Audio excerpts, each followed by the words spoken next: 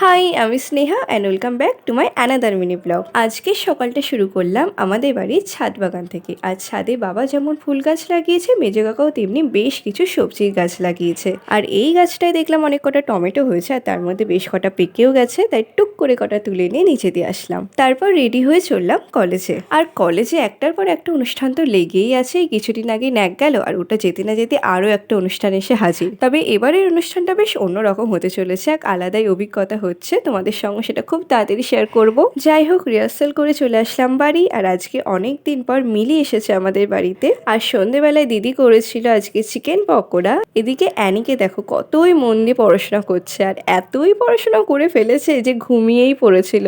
ডিনারে মা করেছিল চিলি চিকেন, আর দিদি করেছিল এগ রাইস, যে দুটোই আমার ভীষণ পছন্দের খাবার। খেতে কেমন হয়েছিল সেটার আলাদা করে কী বা বলবো, প্রত্যেকবারের মতোই জাস্ট দারুণ হয়েছিল। তাহলে আজকের মতো এতটাই।